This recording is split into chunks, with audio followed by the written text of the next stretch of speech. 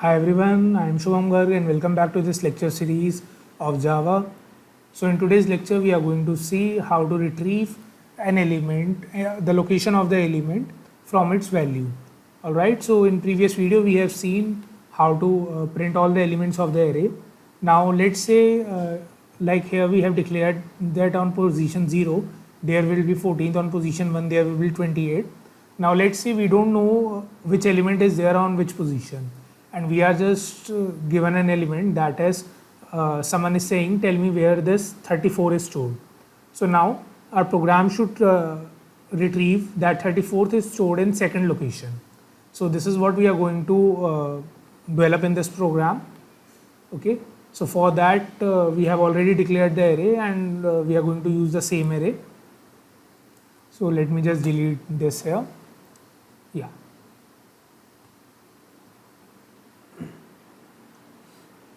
So now here we have our array initialized and there are these elements, okay, in these positions.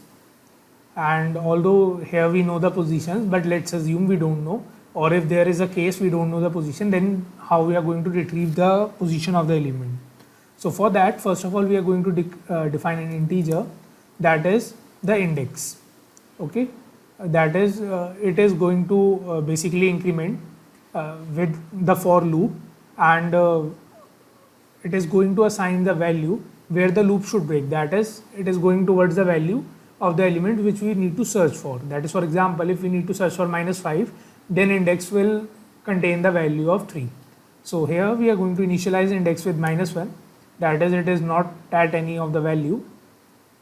Now we are going to use a for loop, that is for int I is equal to 0, I is less than the length of array, like we did in previous video, okay, and then I plus plus. So here in the for loop we are going to see if the length, if the element, that is the ith element, is basically equal to the input entered by the user, all right, or the value which we are going to provide. For example, let's say we want to find the value, the position of 28. So we are going to see either we could have taken the input from the user, or we can provide the value on our own, like we are going to do now. So now here I am going to compare it with the array.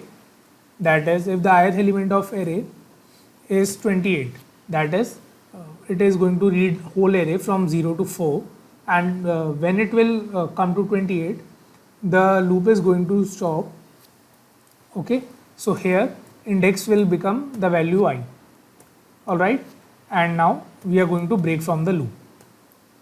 So that is the moment, okay, yeah, it is double equal to, the moment the ith element will become to the desired value, then index is going to be assigned the position I, okay, and then we are going to print this index.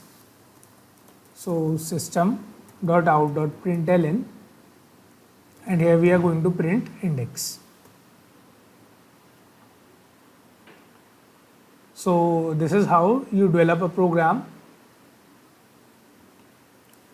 to retrieve the location of an element.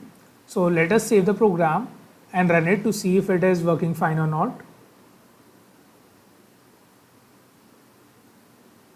Okay, so it is giving 1 as the answer, and 28 is stored at the position 1, so it is working fine.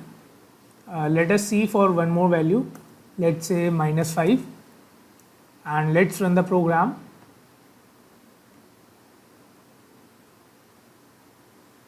And you will see -5 is stored at 3, so it is giving 3 as the answer.